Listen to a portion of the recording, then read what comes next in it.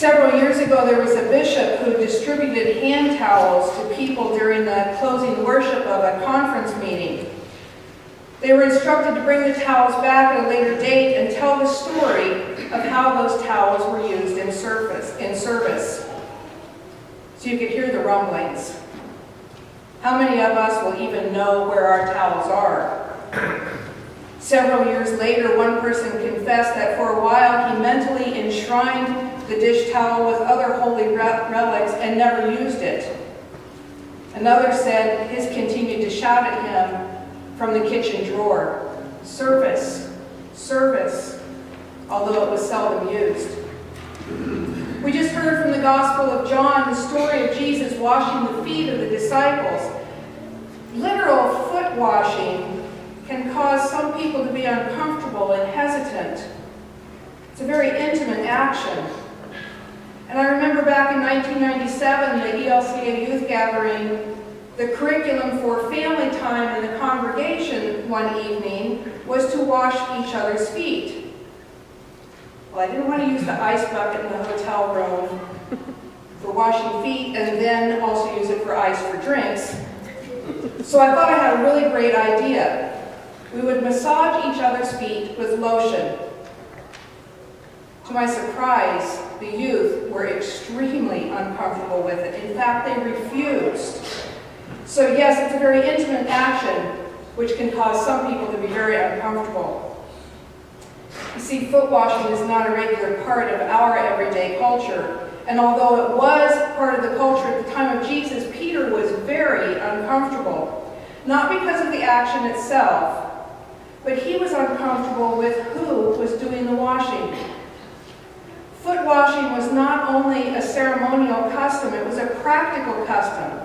And it was important because people walked in sandals through dusty, muddy, and manure-filled streets. The feet got dirty and stinky.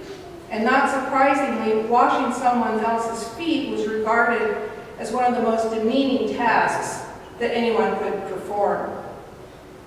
In that culture, having clean feet was a sign that somebody was prepared to be with others. And whenever guests were invited to a home, the lowliest household slave or servant washed the guest's feet. And so washing feet was a commonplace event. If there was a feast, you had to have clean feet. And it was the slaves who were the people with the basin and the towel. This was a normal gesture of hospitality by the host. But in this story, it's Jesus who does the washing. And Peter just wasn't comfortable with the teacher doing that. The disciples, in their feeling of discomfort, probably shifted in their positions and watched his every move as he lifted the pitcher of water and poured it into a basin. And as Jesus moved from one disciple to another, the room was probably very quiet. Jesus Christ was willing to humbly and unconditionally serve his followers in this human, lowly task. Jesus emptied himself of his majesty and became a servant. I kind of like the way Jesus uses examples from everyday life and customs in order to teach us. His parables are stories of comparisons drawn from nature or common experiences in life to illustrate moral actions. They teach a certain kind of conduct that the hearers of the word should follow. We can easily recall many of these teachings by example. The story of the two builders who built their houses, one on sand and the other on rock, the parable of the Good Samaritan, the parable of the sower, and the parables of the lost coin and the lost sheep.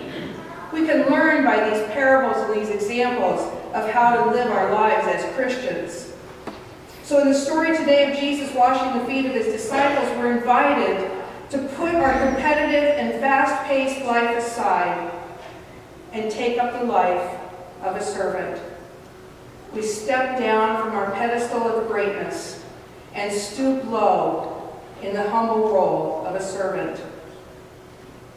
I experienced this type of leader servanthood a few times, and one memorable story was the summer of 2002 when I worked as a chaplain at Hershey Medical Center.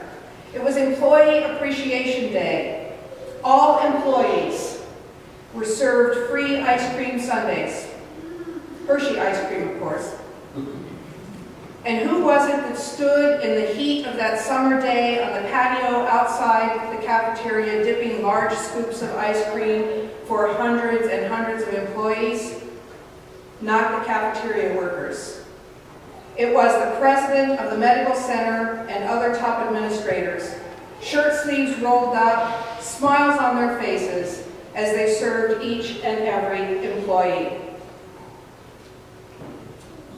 When we think of those towels handed out by the bishop to people gathered, we could probably think of reasons for the towels to be used. Perhaps it would be to wash the feet of tired soldiers returning home from marching in the desert of Afghanistan, or to wash the sore feet of refugees fleeing from a war-torn country. On our own soil, I think of the feet of nurses at a hospital, or the feet of those walking in something like the Relay for Life, or running marathons to raise money for leukemia and lymphoma, or the feet of a mother who has just paced the floor all night with a sick child. We splash water on feet with open sores. We bathe feet that are dirty, calloused, and so unattractive that they're difficult to look at. And then we wrap them in a warm towel of compassion, softly drying them and massaging them back to life. We also wash feet figuratively. To those who were left out, who were on the fringes of society, we serve those who have emotional scars and sores. We serve those who, because of their lives, have emotional calluses, who can be challenging sometimes for us to serve and understand.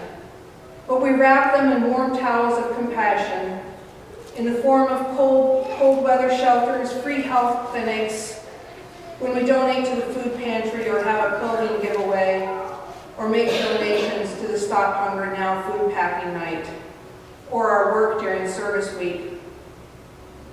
In Martin Luther's Easter book, edited by Roland Baton, Luther says, if you really want to wash the feet of the poor, then take them into your house, feed them, clothe them, and do it all year long.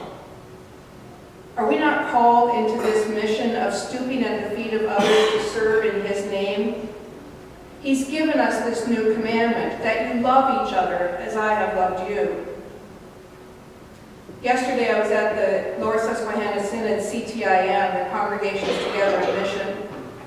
I sat next to a young man I've known since he was about 8. He's now 23. He's since graduated from college and he's a paramedic. As he shared his love for his vocation, he also told me that he carries a small towel with him.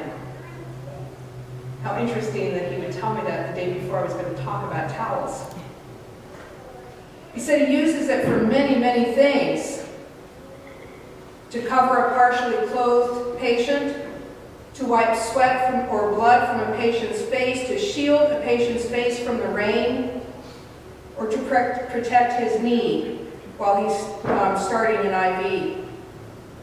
And while sharing all of this, he also shared his faith and how important both his faith and that towel have become to his work with people.